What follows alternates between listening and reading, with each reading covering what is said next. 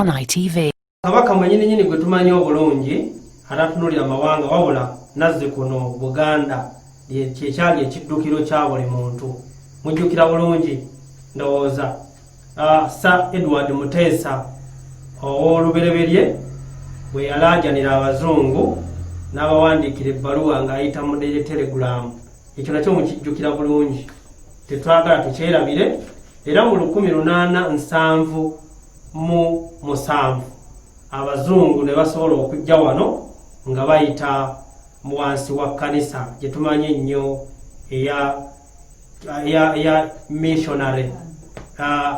missionary society ne basobola okujja wano ne tulabanga era abazungu bajja wano mu 1879 abaali wansi wa Roman Catholic Society. So nolwekyo ate era bw'otunulira kabaka y'omu nga ayita bw'otunulira entambula y'Obuganda abasiraamu bwe bajjira e Buganda mu 1844 era omanya kikitegeeza ekitegeeza nti Buganda kuŋŋanyiro ly'abantu bonna kasita tuba nga tujja n'enkulaakulana kabaka wayagala.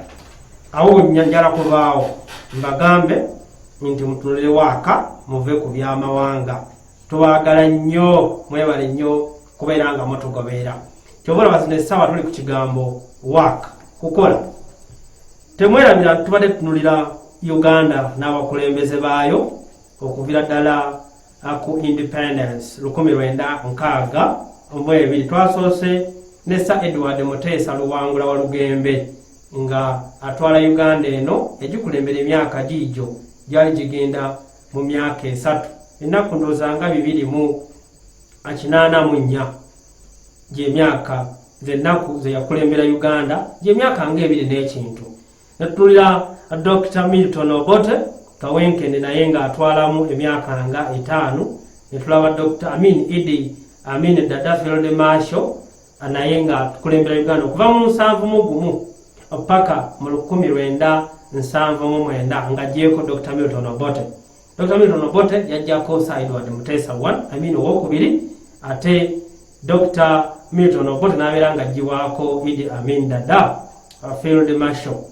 Era Idi Amin Dada yaggyibwako abazungu wansi w'obuyambi bwa Julius Kambarage Nyerere mwalimu ow'e Tanzania. Awo no kugambye nti Dr. Milton Obote teyaddirawo wabula abazungu bakwasa obukulembeze Professor Yusufu Kironde Lule n'abeera nga akulembera Uganda ennaku wazinda 67 zokka oba 68 katugambe bwe tutyo.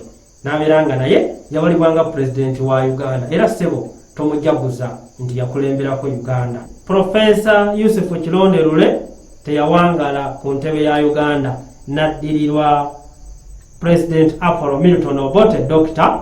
eyakwatamu okuva ennaku z'omwezi noza tutulire eyaddira Yusufu Kironde Lule mu bukulembeze yali mu bigere yali mukulu President Geoffrey oba Godfrey Lukungwa Binaisa eyatwala Uganda eno ennaku z'omwezi nga 2 ogw'omukaaga 1979 era n'abeera nga naye yakulembera Uganda eno omwaka gumu gwokka. Gwali gulayo ennaku ndowooza nga 10 omwaka gubeere nga guwera. Binaisa yali musajja nno mugezi, jjukira nakugambye wali mu 1966 Dr. Milton Obote akyusa constitution y'eggwanga atya akyusa constitution y'eggwanga nga Sir Edward Muteesa alina okubeera ceremonial president kyetwayise Pigeonhole Constitution 1966 kyetumanyi nnyo mu history nga Kabaka crisis enti constitution buli omu yamuli mu drawer nga walaba parliament we batuula kati ababaka ekyagiro kiragirwa nti buli omu akebere mu pigeon ye ekiwandiiko ekiriko teeka obutesi mukono nti tugikwateko ne mugikwatako.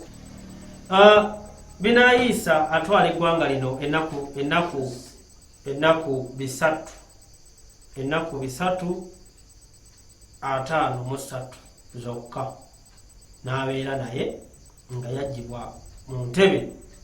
Dr. Milton Obote akomezebwawo the lot of force kutwala Uganda mu maaso. Ennaku z'omwezi nga 17/12/18 Obote takes over again as the president of Uganda, fully decorated. Akulembera eggwanga lino paka ennaku z'omwezi 27 ogw'omusanvu 1985 tutambula ffenna. Gwe nno akyawoza nti ate baluddeko abantu bakulembedde eggwanga lino.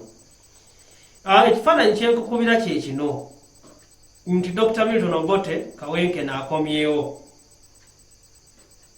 Naye gwe nno awuliza rediyo omanyi lwaki Idi Amin Dada yafuna obuganzi okukulembera eggwanga lino newankubadde ng'ate mwana wattu yali omu ku ggye eryalumba olubiri?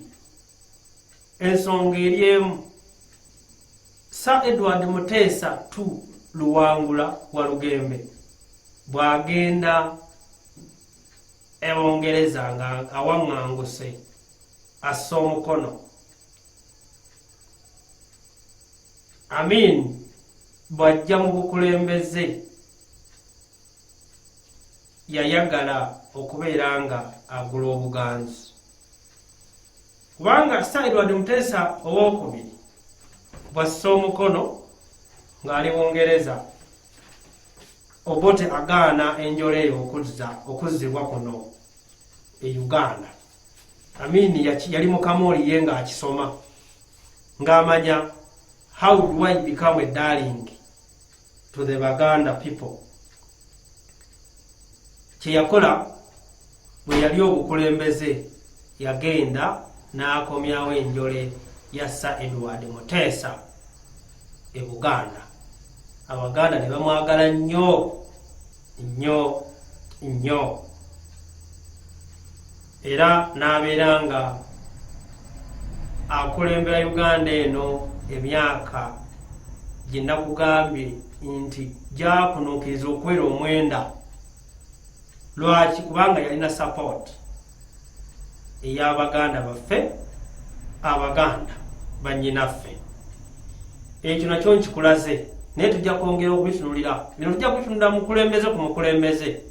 Lwaki omu yatwala ekiseera kiwanvu nga mukulembeze, lwaki olala yayanguwa okubeera nga ava mu bukulembeze. Dr. Milton Obote amaze okutaking over once again mu party 2, era tumanyi nti ye Apollo Milton Obote owookubiri. 27 Julayi 1985 Obote ajibwa mu bukulembeze. Simba wakati. This is ITV Uganda.